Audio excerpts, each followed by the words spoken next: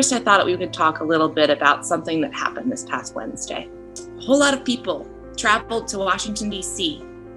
to gather to listen to the president that they believed had won the November election, President Trump, who had actually lost it. And we believe that in part because he had told them so, and a bunch of other leaders, including in this state, had told them so, and because a lot of people in alt-right media had told them so.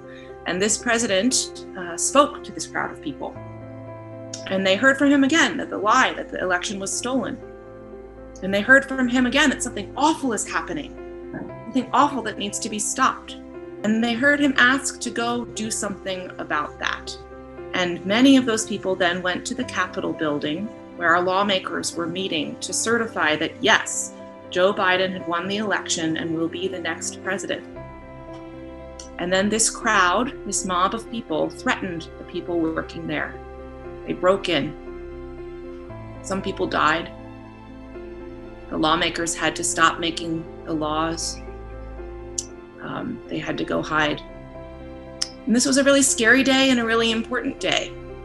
Mobs tried to take over the government and change an election, to take away one of our UU principles that all people should have a voice.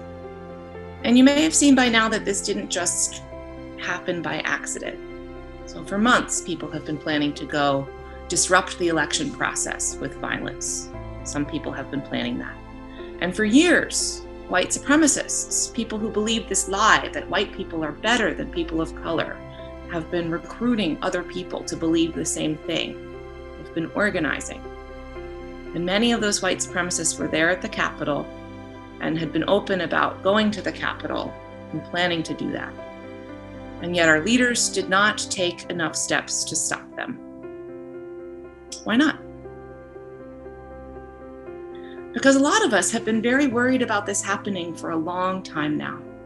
And we've been trying to speak to other people about it. We've been saying, we need to take this seriously.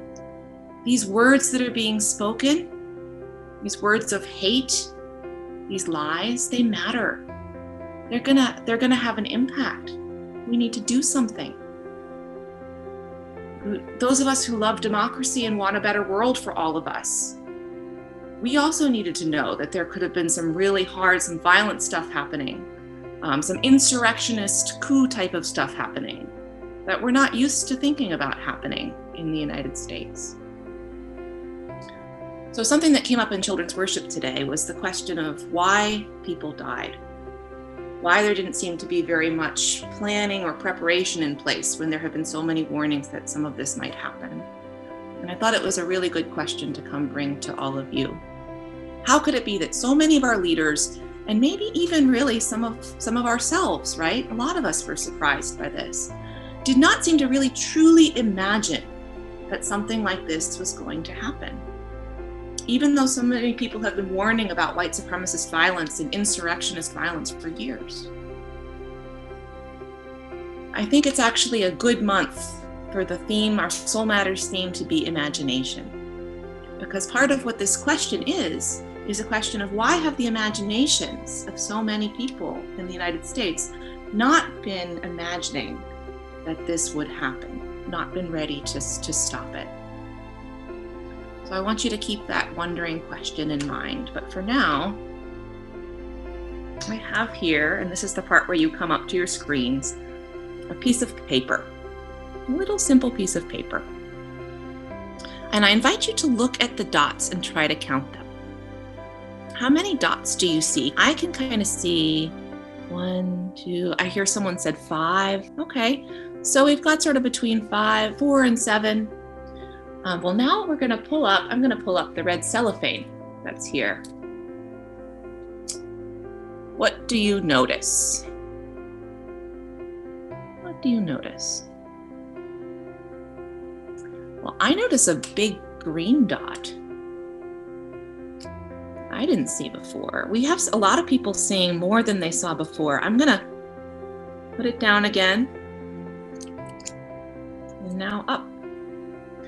Well, many people think that we are seeing the world the way things really are, and that we're imagining the world the way things might be.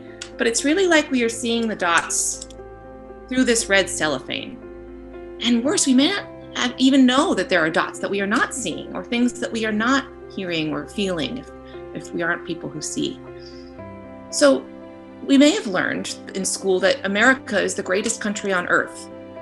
And that can make it hard to imagine that our democracy is something that we have to work on constantly, sometimes really hard work, to help it survive and grow.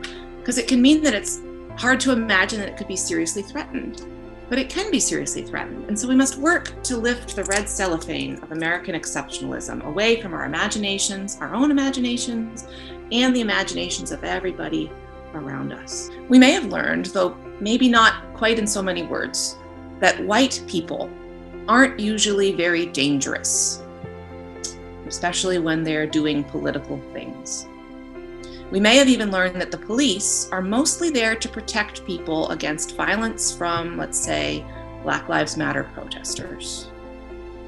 But we know if we look at history that white mobs have been one of the major sources of civil violence in this country. They've threatened and harmed many people in this country in our history. So we must work to lift the red cellophane of white innocence from our own imaginations and from the imaginations of those around us. And one way to do that is by speaking honestly about what might happen and what has happened. And starting this year, UUCL is going to be partnering with UU Berks, our friends, our neighbors, to offer some lessons for children about our country's history of race and racism. Because it matters that we are all able to see and hear and sense and imagine the world as it is.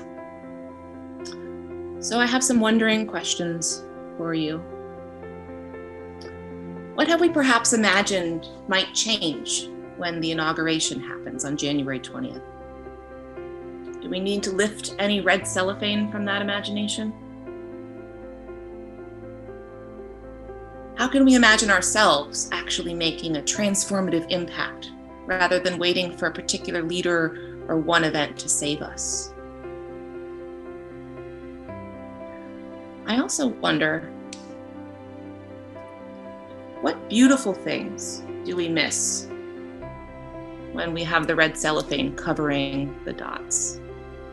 Somebody said earlier there were these beautiful colors of dots that we miss when this covers. So where are the stories of resistance and resilience and working really hard to make the world a better place that we're missing when we just go with the lie that America is already the strongest democracy that there is?